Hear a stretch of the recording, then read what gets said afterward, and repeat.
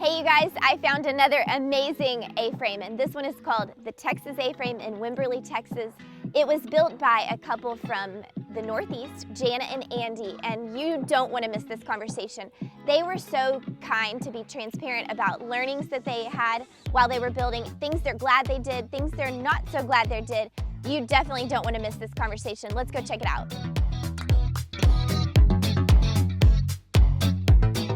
Hey guys, Jana, it's so nice to meet you. And Andy. Nice to meet you. Oh my gosh, y'all, the Texas A-frame, we're here. And it's Texas size. How big is this? It's 1,500 square feet. It's 1,500, Yep. but the volume of it, the sheer volume from the outside, driving up, I was like, wow, this is so giant. It's beautiful. Thank you. People assume A-frames are tiny, but this doesn't feel tiny at all. Yeah, it's like a Texas-sized A-frame. Yeah, exactly. I love that because I'm from Texas and I like to tell people that not everything from Texas is big. You know?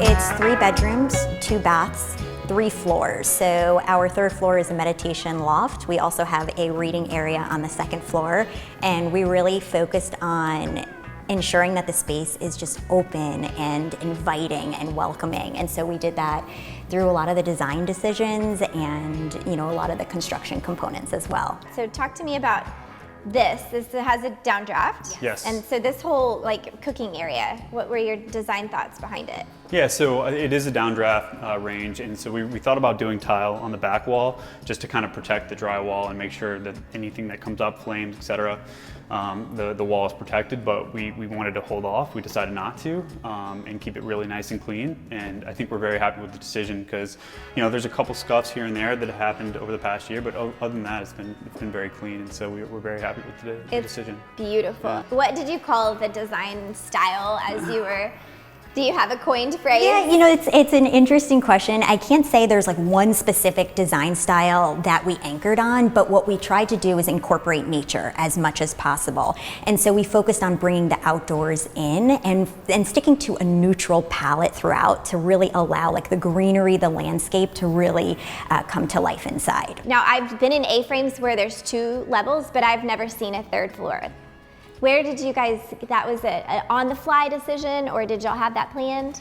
No, I think we got some inspiration just looking at different A-frames from around the world, primarily through Instagram, and we saw a few that had a 3rd floor loft, and we thought it'd be kind of cool to have a ladder and an area space up top. They really capitalize on it's 32-foot ceiling, so with the height and with just again the sheer size of the A-frame, we wanted to capitalize on that space up there, and then there's a skylight as well, which provides long-range views of the hill country, which is really cool. So cool. So the ceiling height is, you said 32 feet. Yes. to the ridge. Yep. And so each floor is about probably 9 feet. Yeah, it's like 9, Yeah. and then so You've got a 16-inch floor ceiling joist there. So technically, even Andy can stand up there. Yes. That's yeah, amazing. yeah, that is not yeah. like a kid's loft. You Yeah. called it a meditation loft. Yes. Did y'all buy the floor plan? Did you have someone draw it? Did you find it online? Yeah, so we actually worked with an architect and we did a custom plan.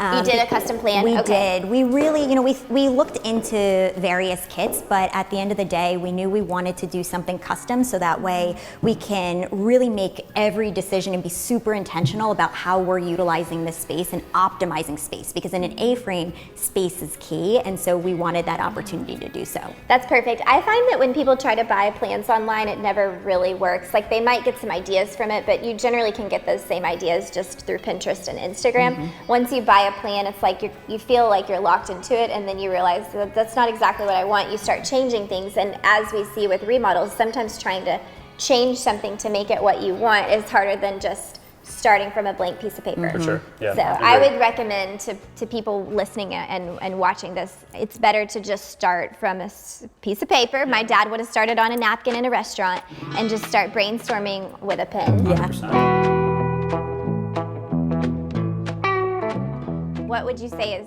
the best design feature, architecturally speaking, that you guys did that you're you have to do this if you do an A-frame? Yeah, I would say probably the skylights for us. So again, we're in the Texas Hill Country, and so for us, long-range views of the river and of the beautiful oak trees was really important. So we have 15 skylights throughout the house. 15. So Wow. so I would say the skylights and letting kind of nature inside and capturing all the beauty of the Texas Hill Country is the number one thing that we would recommend. Yes, and like, so cost-wise, obviously the skylight versus a window. Do you know what the percentage is? I don't know that off the top of my head. I mean, It's more expensive, Yes. but it's like, with an A-frame, it's not traditional, right? These are not regular walls, they're slanted. This is the roof, right? So to have a skylight is the only way you can do it other than on kind of each side of the house. So skylights are the way to go. More expensive, but certainly worth it, I think, from an investment perspective. for sure. You really have to do that to let the light in. Yes, yeah, absolutely. How long ago did y'all build this? So we built it at the beginning of 2020. You did, Yeah, right so- before the pandemic? So we bought the property in December of 2019, and we started, I think, February of 2020. So this is a pandemic house. We were just talking off camera and having like real talk, and you guys started talking about some learnings that you made or had during this process that I think are very worth you stopping and listening to. So we're just gonna go ahead and bring those to the surface. You kind of listed like 3 things that you said, I wish we had done this differently. Yep. What Yeah. were they? So the first is paint color on the exterior of the house. So, Jana? Yeah, so, in terms of the paint color, one thing that we really want to do, as we were just talking about, is incorporating nature. So we thought that painting the exterior green would be amazing because it would blend in with all of the trees around the A-frame. And ultimately, the paint went up and we saw it, and it just did not look good. And it did not really bring to life what we were expecting with the A-frame exterior color.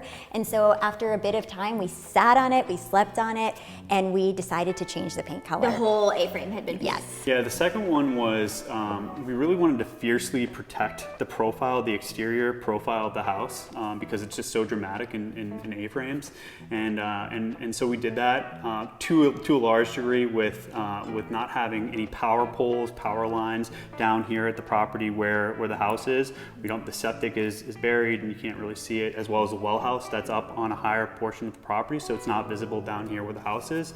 But the one mess up that we had was we forgot about the propane tank, and the propane tank is white. It's huge. It's huge and Yeah. it's white and it's above ground and it's very visible. And so for us, that was a learning. That's something we should have buried. We just we missed it.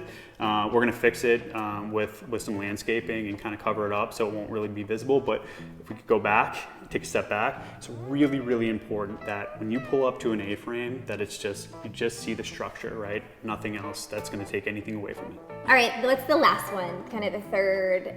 I'd say our third big learning here is just studying your plans. If you're going to do a custom build, it's so important to really understand the dimensions of your space. And even as, when we came down here, we would come down with poles and say, okay, this is where one corner will be, this is where another corner will be, but almost doing that within each room within the house. So with that, the kitchen was a big change that we did mid-process. We started with an island, turned into a peninsula style, back to an island once the foundation was set and the pipes were in place. No. So it was a lot of learning for us, but in terms of a custom build, spending so much time studying your plans inside and out, and also again, a plug to our designer who was so helpful and so incredibly talented to work through that with the designer at the beginning phases of the architectural process, so that way you can look out for things that for us new builders in the making, we just didn't know what we didn't know. Absolutely, and that's okay. I feel like you are hitting something that's really like a huge nugget that we can give to people listening, which is things on paper. And even as a professional, like things on paper and in real life, they do look and feel different. And so the more we can almost get back to like an elementary, like you mentioned, stakes and flags and taping and measuring, and because you don't really know until you know. And I think one thing you have to do in a frame structure like this, and even an A-frame or not, you have to go out and look at the before the foundation is poured and look at the framing of the floor system, because one of the biggest, most expensive mistakes anyone can make is to pour a foundation when the rough ends are already in. because now we're cutting concrete and we're taking pipes different ways, and that's not fun for anyone, and especially not your wallet. Yeah. At the end of the day, you know, in that moment when we were making the decision to do the kitchen the way that we want, the way it turned out, we were able to think, you know, into the future, and we knew we wouldn't regret making that decision. And you still don't. Yeah, so that's awesome. still don't. So we're super happy. So the with how it happy came story out. in the end. Yeah, Yes. exactly. Good learnings. I really appreciate y'all's transparency, and I know people that are watching this do too, because in building is just, nobody ever makes it every decision right along the way, and it's a learning thing even for people that do it every day, you know? So good for y'all, and thank y'all for just being honest, Sure. so that other people can learn from all of us. A little switcheroo. Yeah, you're on the upward slope. Come on, Jana, you can be in the middle. Stay in the middle.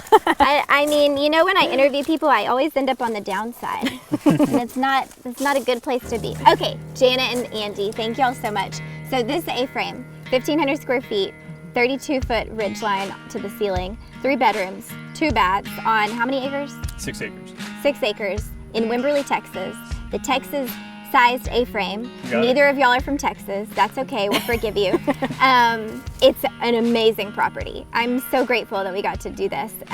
Y'all clearly make a really good team. Designer, developer. I'm going to call you land developer because I think that's what you are. All right, I'll take it. And an Airbnb host. Yeah, like y'all are super host status. Yeah. Has as a married couple, has it just been fun? I mean, this is truly a business adventure, but also an oasis for your family.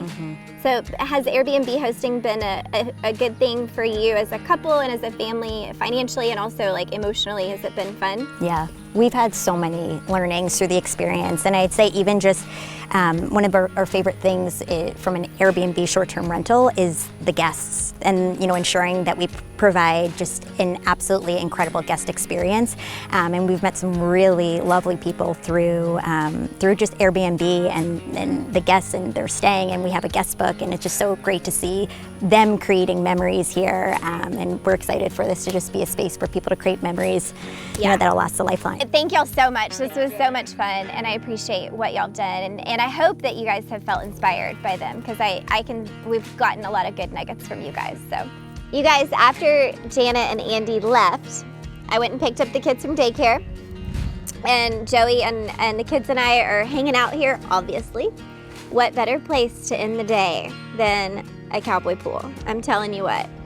This place is super relaxing, and I'm excited that we get to actually experience it. So our review on Airbnb will be genuine, as always. And so I just am so impressed with what they did, and to just get to experience it tonight.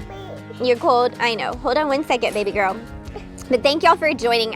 If you're interested in building an A-frame, or you're fascinated by A-frames like I am, I hope this video was helpful. Are you a mermaid? You look like a mermaid. Look, Sunny, you look like a mermaid. But I'm just excited we get to stay here, and if you're interested in A-frames and inspired by them and maybe even want to do your own, I hope you found some nuggets from Jana and Andy. They are just such a dynamic duo. I love how they worked together to put this space together. And I really appreciate how they were transparent and really vulnerable with some of the things they wish they had done differently. I feel like every single build we do, there's always something to learn afterwards.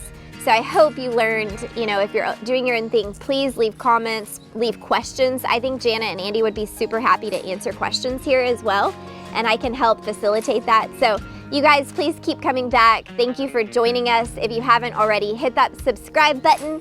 And now I'm actually gonna stop and relax and eat some tacos with my babies. And what do you wanna do? What should we do? Paint. You wanna paint? I bet we can find something to paint around here. She always wants to paint. Are you an artist? Me too. Thanks for joining, you guys. We'll see you next time.